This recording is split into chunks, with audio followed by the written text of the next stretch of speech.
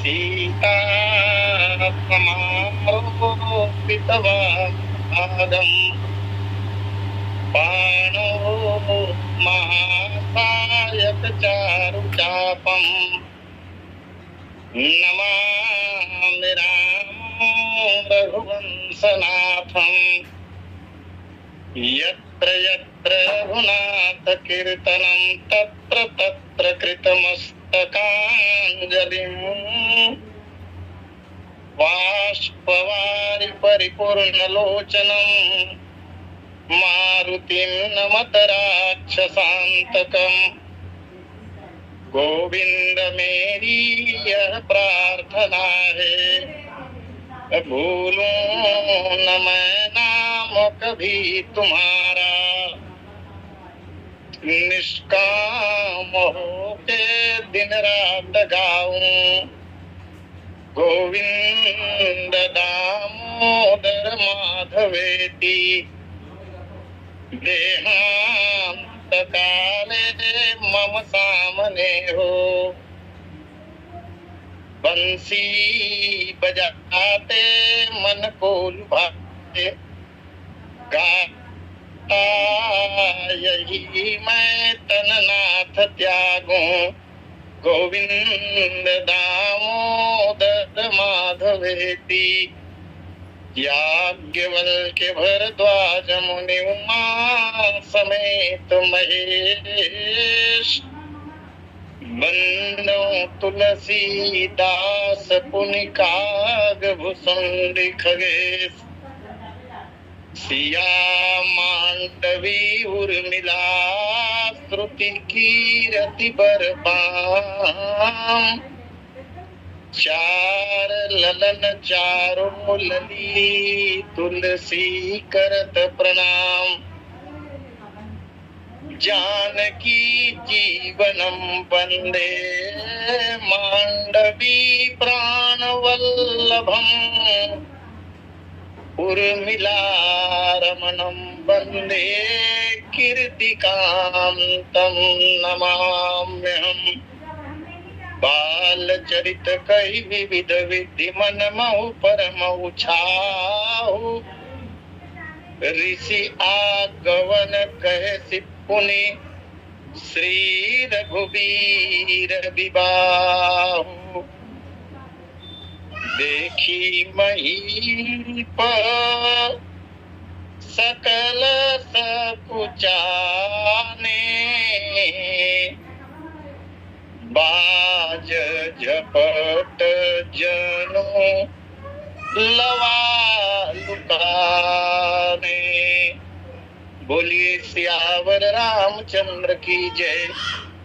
परमाराध्य भगवान श्री सीतारामचंद्र जी महाराज, भगवान भूतावन शंकर जी, अंजनी नंदन हनुमान जी महाराज, धर्म पूज्यपाद गोस्वामी जी महाराज, श्री राम कथा सत्संग पटल पर जुड़े हुए समस्त इस कार्यक्रम के संयोजक आदरणीय भाई युवराज सिन्हा जी, संस्थापक आदरणीय श्री जे.एस. पटेल जी और आज के कार्यक्रम संचालक बहुत ही यशस्वी व्याख्याकार मंच संचालक भाई पिंटू पटेल। आज के द्वितीय लिंग के कथाव्यास पूज्य चरण पंडित दीवान जी महाराज और तृतीय लिंग के कथाव्यास बहुत ही आदरणीय श्री साहू जी। आइए श्री रघुवीर विवाह का प्रसंग विगत 188 दिनों से चल रहा है। आज आप रघुवीर विवाह का 189वां भाग सुन पा रहे हैं। मंगलाचरण के अंत में आपके समक्ष जो पंक्ति प्रस्तुत की गई, देखी महीप सकल सकुचाने बाज झपट जनुलवा लुकाने। श्री मानस जी के बालकांड के 267वें दोहे के पश्चात की तीसरी पंक्ति।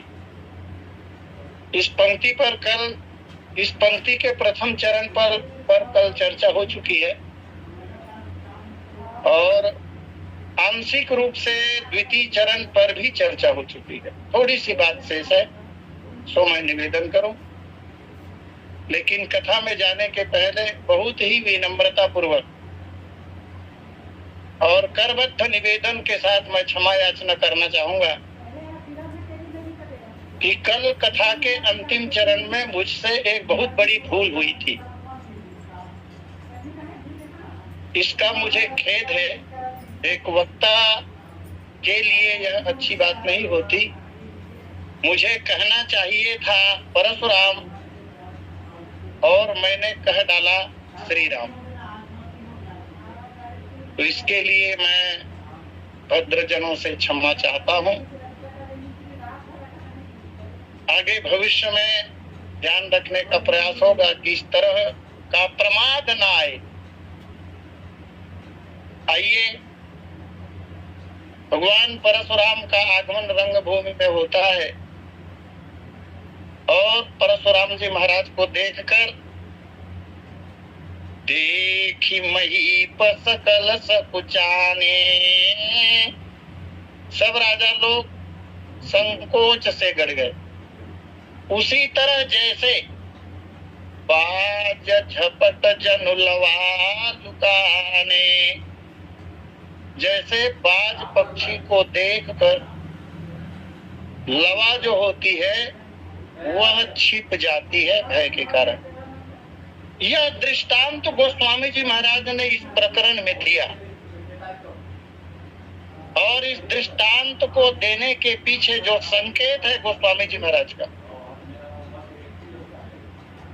जिस प्रकार से बाज, यहाँ परशुराम जी महाराज को बाज कहा गया और राज समाज में विद्यमान जितने राजा हैं उनको लवा कहा गया। कल मैंने निवेदन किया था बाज शिकारी पक्षी है। आसमान में उड़ते उड़ते यह शिकार कर लेती है। यहाँ बाज की भूमिका में परशुराम जी महाराज को दर्शाया जा रहा है। अर्थात जिस प्रकार से बिना किसी विशेष श्रम के, विशेष परिश्रम के उड़ते उड़ते बाज लवा को अपना शिकार बना लेता है, ठीक इसी तरह किसी राजा को या राजा के समुदाय को, उसकी सेना को मारना चुटकी का खेल है परशुराम जी महाराज के लिए।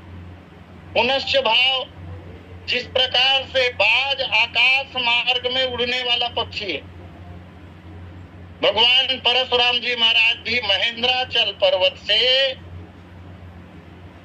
जनकपुर की इस सभा में आकाश मार्ग से ही आए, इसलिए बाज का दृष्टांत दिया। पुनश्च भाव, बाज की गति बहुत तेज होती है। भगवान परशुराम जी महाराज भी बड़ी तीव्र गति से, और ग्रंथ में तो यहाँ तक लिखा है मनोवेग से, जिस प्रकार मन का वेग होता है, मन की गति होती है, यही गति भगवान परशुराम जी महाराज की थी। और गोस्वामी जी महाराज ने स्पष्ट भी किया है इसे। जिस पंक्ति पर पिछले 2 दिनों तक चर्चा हुई, ते ही अवसर सुनी शिव धनु भंगा, आए भृगुकुल कमल पतंगा। धनुष टूटने की आवाज हुई, आवाज कानों में पड़ी। परशुराम जी महाराज के मन में विचार आया, चलना चाहिए, और पहुंच ही गए। बाज का दृष्टांत देकर गोस्वामी जी महाराज गति का संकेत करते हैं। और जिस प्रकार से बाज जो है वह एक अकेला बाज लवा के झुंड को तितर बितर कर देता है, ठीक इसी तरह परशुराम जी महाराज का पराक्रम है। इन्होंने पृथ्वी को 21 बार क्षत्रियों से हीन किया है।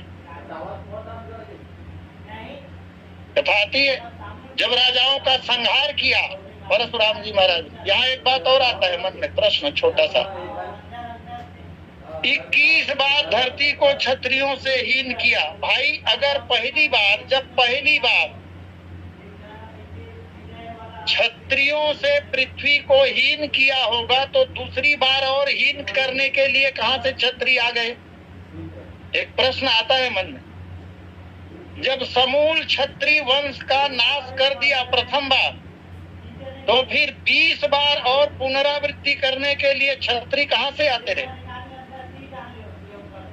इससे तो ऐसा लगता है कि 2-4 जन बाचे रही सोई का, जेकर मन के वंश बढ़ी सोई।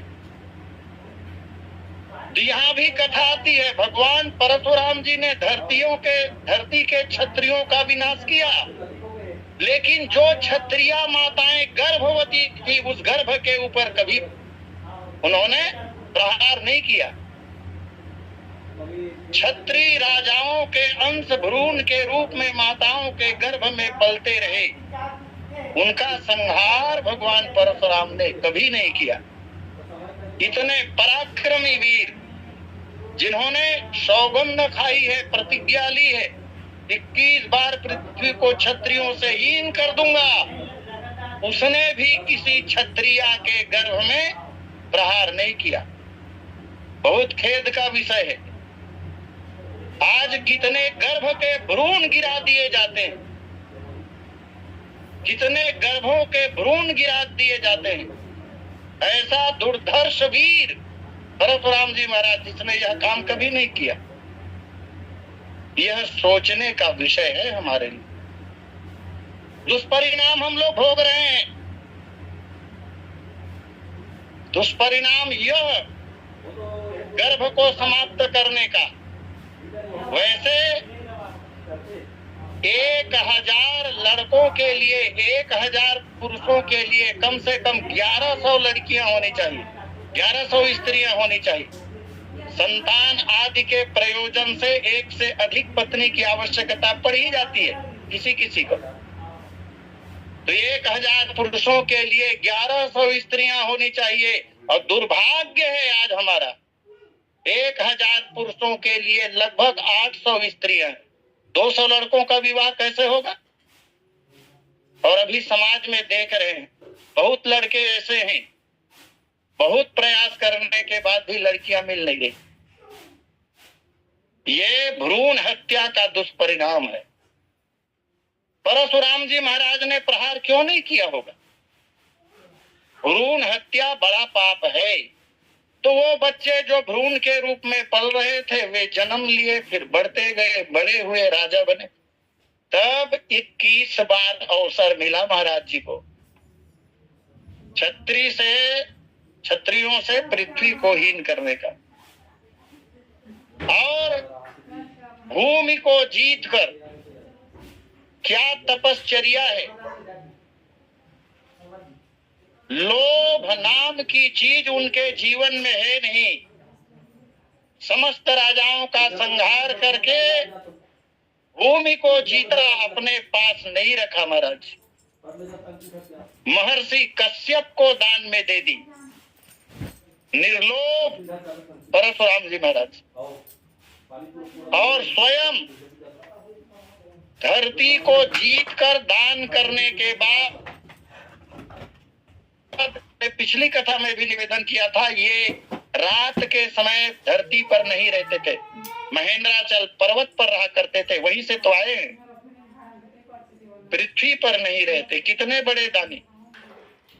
वाल्मीकि रामायण में महर्षि वाल्मीकि स्वयं कहते हैं परशुराम जी महाराज के बारे में, स त्वं धर्म परो भूत्वा कस्य पाय वसुंधराम दत्वा वनम उपागम्ये महेंद्र कृत केतन।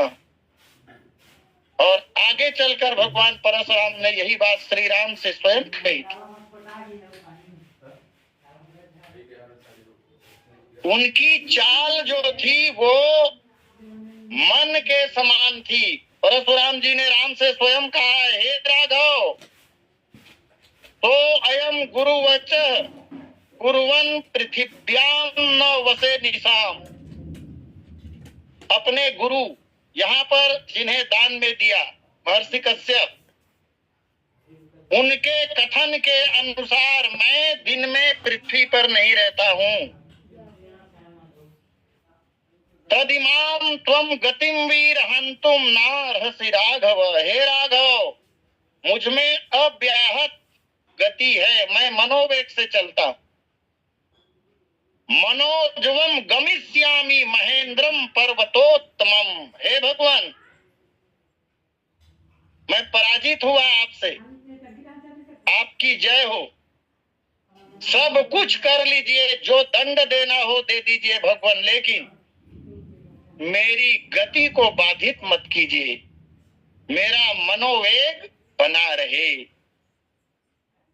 इसलिए भगवान परशुराम के लिए बाज का दृष्टांत गोस्वामी जी महाराज ने दिया, क्योंकि वह भी बहुत तेज चलता है। फिर लवा, राजाओं को लवा क्यों कहा?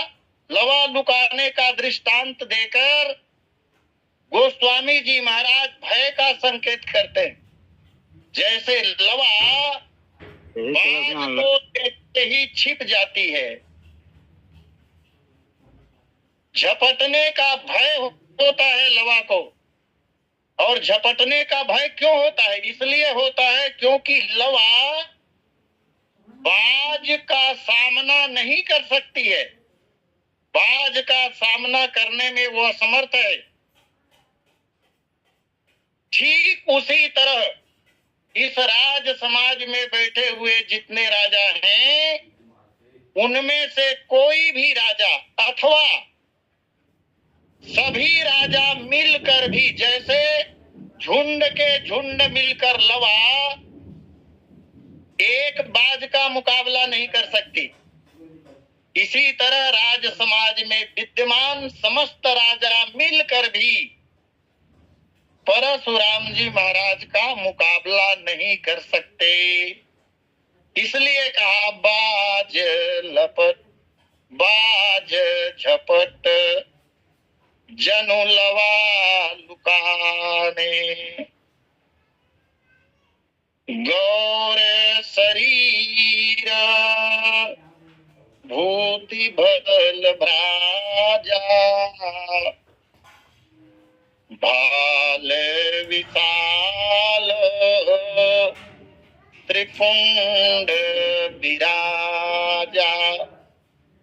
इसके पहले जो चर्चा चल रही थी वो तो भगवान परशुराम द्वार पर ही आए थे रंगभूमि के। प्रथम दृष्टि जैसे ही राजाओं की पड़ी, लवा की तरह छिपने लगे।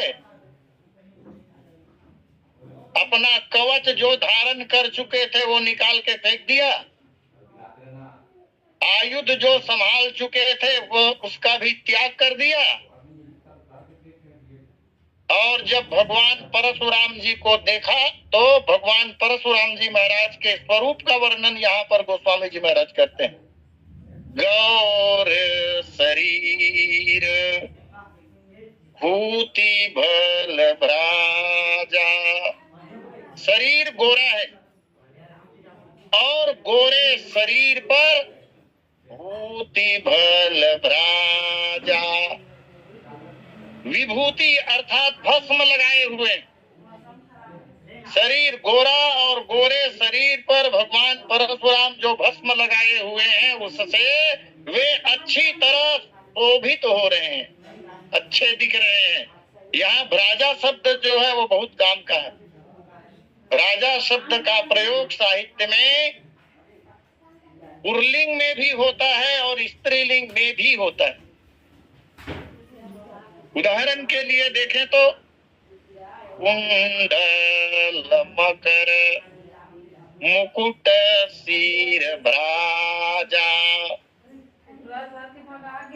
यहाँ पर भ्राजा पुल्लिंग में उपयोग में लाया गया है। और स्त्रीलिंग में देखें, विविध जंतु संकुल माही ब्राजा। मही के साथ जब ब्राजा आया है तो यहाँ पर स्त्रीलिंग है। बड़े अच्छे लग रहे हैं। भाल विशाल त्रिपुंड विराजा। भाल माने मस्तक, विशाल, मस्तक को विशाल कहने का तात्पर्य है मस्तक चढ़ा हुआ है, ऊंचा है और लंबा चौड़ा भी। ललाट पर त्रिपुंड लगाए हुए, भाल विशाल और त्रिपुंड विराजा। यहाँ इस चरण में चौपाई के जो विशाल शब्द है ये दीप देहली न्याय से दोनों ओर लगेंगे, भाल के साथ भी और त्रिपुंड के साथ भी। भाल विशाल, मस्तक ऊंचाई और चौड़ा है, लंबा चौड़ा मस्तक, तो लंबा चौड़ा मस्तक में तिलक छोटा तो नहीं होगा, इसलिए त्रिपुंड भी विशाल है। भाल विशाल त्रिपुंड विराजा, शोभायमान हो रहे हैं। इस पंक्ति में शोभा की चर्चा है और शोभा की पुनरावृत्ति भी दिखाई देती। चार तरह की शोभा का वर्णन मानसकार कर रहे हैं, गोस्वामी जी महाराज कर रहे हैं, और चार प्रकार की शोभा के माध्यम से मानसकार ये संकेत करना चाह रहे हो कि परशुराम जी महाराज सर्वांग सुंदर, सर्वांग सुंदर। गौर शरीर एक विशेषता हो गई, गोरे होने से शरीर की शोभा, और भल भराजा होने से विभूति की शोभा, और विशाल कहने से ललाट की शोभा, और विराजा कहने से त्रिपुंड की शोभा। शोभा ही शोभा है, माने सर्वांग सुंदर परशुराम जी महाराज लग रहे हैं। इसका तात्पर्य ये हुआ कि सर्वांग शरीर ही शोभायमान है परशुराम जी महाराज का। शरीर में भस्म शोभित है, भाल शोभित है, और भाल में त्रिपुंड शोभित है। अच्छा, त्रिपुंड कहकर एक संकेत और किया कि ये शिवोपासक हैं, क्योंकि जो शिवोपासक होते हैं वे अपने मस्तक पर त्रिपुंड धारण करते हैं। लेकिन एक विचित्र बात, जो व्यक्तिगत बात है, यह मन में खटकती है, कभी कभी हो सकता है उसका आशय मुझे पता ना हो, लेकिन मेरे मन की बात है, आती है। मैंने कुछ लोगों को ऐसा देखा है जो बार बार तिलक बदलते रहते हैं। कभी कोई तिलक लगाते हैं, कभी कोई तिलक लगाते हैं। कभी मस्तक पर देखें तो अर्धचंद्र का तिलक दिखाई देगा, कभी कभी नागवंशियों का नाग का तिलक दिखाई देगा, कभी रामानंदाचार्य संप्रदाय का तिलक दिखाई देगा, कभी कभी खाली बिंदी लगाएंगे, कभी कभी कृष्ण तिलक दिखाई देगा। तो ये मेरे समझ में नहीं आता कम से कम। और वैसे जहां तक जानकारी में है, तिलक जो है वो हम जिस संप्रदाय से जुड़े हुए हैं वही तिलक धारण करने का विधान है। तो तदनुसार परशुराम जी महाराज जब त्रिपुंड लगाए हैं तो इससे पता चलता है कि वो शिवोपासक हैं, शैव हैं, और गोरे शरीर पर सर्वांग भस्म लगाए हुए हैं। त्रिपुंड सब लोग जानते हैं, 3 आड़ी रेखाओं का होता है यह। अब यहाँ पर कह नहीं सकते, त्रिपुंड तो लिखा हुआ है, लेकिन त्रिपुंड भस्म का त्रिपुंड लगा है अथवा चंदन का त्रिपुंड लगा है, भस्म का भी त्रिपुंड हो सकता है। चंद और सारे शरीर में भस्म लगाए हैं तो उस भस्म के ऊपर चंदन का त्रिपुंड, ऐसा भी हो सकता है। कहते हैं कि भस्म लेपन करना, शरीर में भस्म लेपन करना और त्रिपुंड धारण करना, ये शिवोपासना के चिन्ह है। शिव उपासक इसे धारण करते हैं। भस्म के संबंध में एक बात मुझे स्मरण आ रहा है, बहुत पहले पढ़ा था। सामान्य तौर पर देसी गाय का जो गोबर होता है उससे बना हुआ कंडा, उस कंडे को जलाकर उससे जो भस्म बनती है, राख बनती है, उसे अगर शरीर पर धारण कर लिया जाए तो बहुत प्रकार की छोटी मोटी बीमारियां होती नहीं है। तब मुझे ऐसा लगता है कि झाड़ फूक करने वाले लोग शायद इसीलिए गाय के कंडे से बने हुए भस्म से ही झाड़ फूक करते हैं। प्रायः हमने यही देखा। रोग निरोधक क्षमता या रोग को दूर भगाने की क्षमता भस्म में होती है, शायद इसलिए लोग भस्म रमाते हों। भस्म धारण करना योगियों के लिए और कुछ विशेष संप्रदाय हमारे यहाँ हैं जो पूरा सर्वांग भस्म लगाते ही हैं, उनके संप्रदाय की वह विधा है। इसका एक आध्यात्मिक लाभ तो है। आध्यात्मिक लाभ यह है कि भस्म लगाने का तात्पर्य ऐसा भी हो सकता है। पूज्य पवन दीवान जी महाराज की एक बहुत प्रसिद्ध कविता है राख पर। राख माने भस्म, बहुत प्रसिद्ध है ये कविता। भस्म लगाने का तात्पर्य यह भी हो सकता है कि यह शरीर जिसे हम विविध प्रकार के संसाधनों से सजा रहे हैं या सजाते हैं, जिसकी देख रेख में न जाने कौन कौन से गलत कार्य भी कर लेते हैं, इसे सजाने के लिए पैसा चाहिए ना, है तब ठीक है, नहीं है तो किसी भी माध्यम से प्रयास करके अर्जित करो, लेकिन सजाओ। चाहे जितना सजा लो, एक दिन इस शरीर को जलकर भस्म होना ही है। शायद यह स्मरण में हमेशा बनी रहे कि एक दिन मुझे मृत्यु के गाल में समा ही जाना है, और जिस शरीर के पोषण के लिए मैं मरे जा रहा हूं, अनैतिक कार्य कर रहा हूं, एक दिन उसे भस्म होना ही है। यह बात सदा स्मरण करने के लिए लोग भस्म लगाते हो, या भस्म लगाने का एक उद्देश्य यह भी हो सकता है।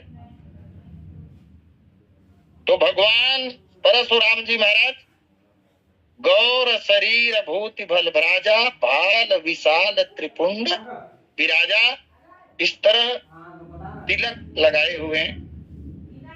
शीस जटा शशि बदन सुहावा, ऋषभ कछुक अरुण होयावा।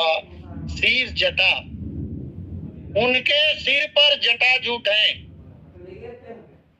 और परशुराम जी महाराज के मुख को चंद्रमा के समान सुंदर कहा। शीस जटा शशि बदन सुहावा, चंद्रमा के समान सुंदर मुख है। थोड़ी सी गुस्सा है। ऋष बस कछुक अरुण होई आवा, कछुक थोड़ा गुस्सा आ जाने के कारण चेहरे में थोड़ी सी रक्तिमा आ गई है, लालिमा आ गई है, चेहरा थोड़ा लाल हो गया है। अभी ज्यादा क्रोधित नहीं है। अब क्रोध किस बात का, आते ही क्रोधित क्यों है? वैसे भी वो क्रोधावतार हैं, आवेशावतार हैं। क्रोध ही तो परशुराम के रूप में अवतार लेकर आया है, जन्मजात स्वभाव है उनका। और एक बात हो गई है, क्या धनुष टूट गया है शंकर जी का, किसने तोड़ा है यह ज्ञात नहीं है लीला की दृष्टि से। अन्यथा जब भगवान के अवतार हैं तो नहीं जानेंगे क्या, लेकिन नरनाट्य है तो ज्ञात नहीं है। यह ज्ञात है कि गुरुदेव भगवान शंकर का धनुष टूट चुका है, और सच्चे गुरु भक्त हैं। मेरे गुरुदेव के धनुष को किसने तोड़ा होगा, बस इस बात का थोड़ा सा गुस्सा है। हाँ, वह व्यक्ति जब दिखाई देगा, पता चलेगा, तो गुस्सा आसमान में जाएगा उनका, लेकिन अभी गुस्सा कम है, इसलिए थोड़ी लालिमा। आइए मैं निवेदन करूं, सिर पर जटा है। यहाँ एक बात मुझे कहनी है, सन्यासियों के लिए। वैसे भी लोक व्यवहार में हम लोग देखते हैं, जिन्होंने सन्यास धारण कर लिया है, जो सन्यास ले लिए हैं, उन सन्यासियों में कुछ लोग हमेशा मुंडन कराते रहते हैं। हर तीसरे दिन मुंडन कराते हैं। मैं नाम नहीं लूंगा, टीवी आदि में आप बहुत से महात्माओं को देखते हैं, सन्यासी हैं, सन्यास ले ली है, दुनिया छोड़ दी है, हर तीसरे दिन मुंडन कराते हैं वे लोग। लेकिन उन्हीं सन्यास की परंपरा में कुछ सन्यासी ऐसे होते हैं जो कभी मुंडन कराते ही नहीं है।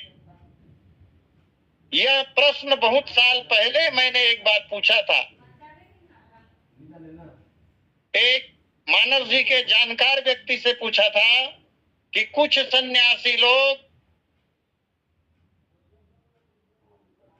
सिर पर केश नहीं रखते और कुछ कभी बाल नहीं कटाते, तो जब दोनों सन्यासी हैं तो ऐसा क्यों?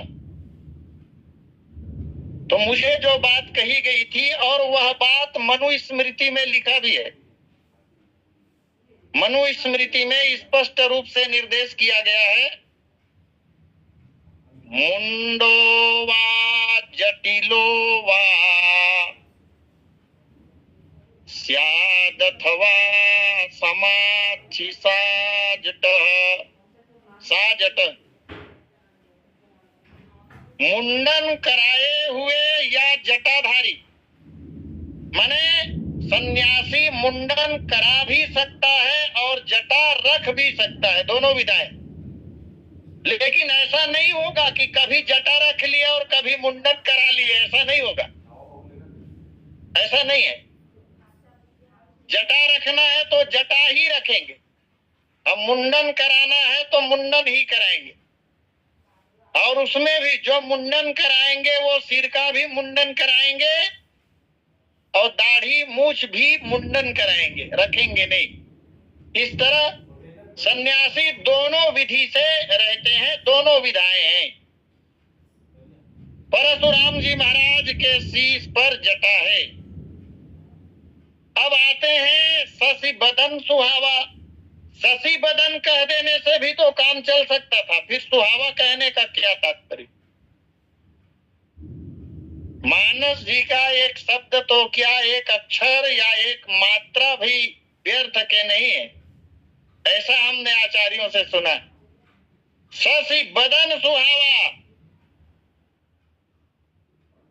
चंद्रमा के समान सुंदर मुख, सुहाने वाला मुख, यह कहने का तात्पर्य यह है, केवल चंद्रमा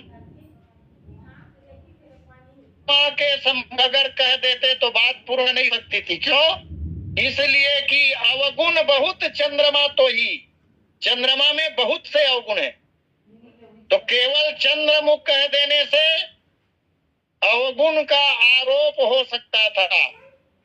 अच्छा, चंद्रमा श्रेष्ठ जो है वो पूर्णिमा का माना जाता है, 16 कला से युक्त होता है उस दिन चंद्रमा।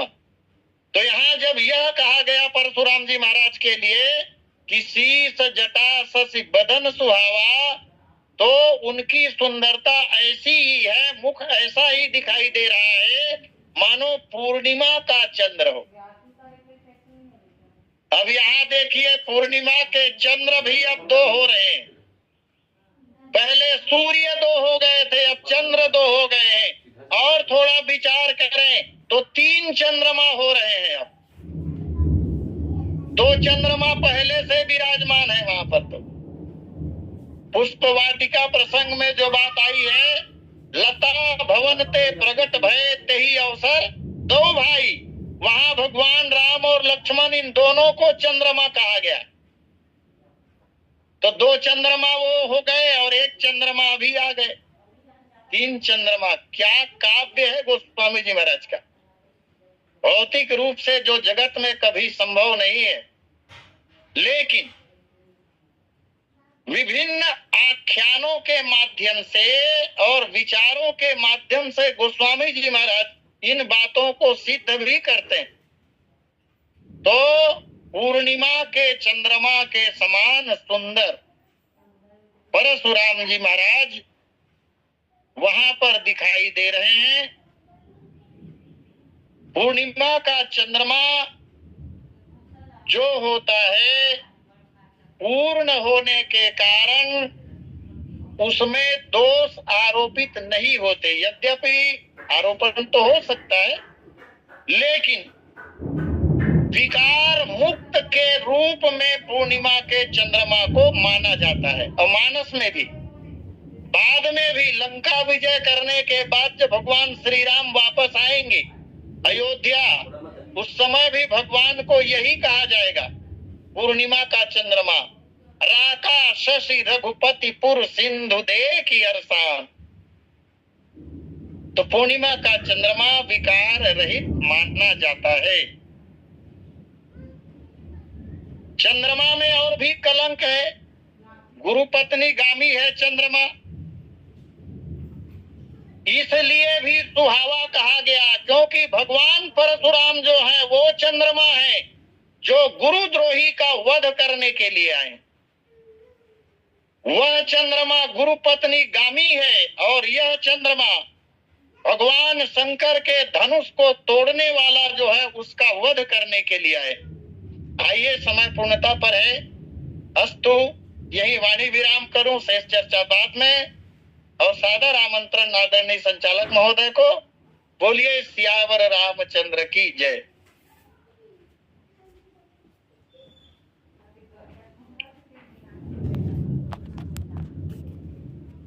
बहुत बहुत धन्यवाद श्री आचार्य जी। देखी मही सकल सकुचाने, बाज झपट जन्म लवा लुकाने, पवन कुसुम पर कृष्ण चिंतन। और कथा व्यास में लगभग 30 श्रोता आपको श्रवण पान कर रहे थे।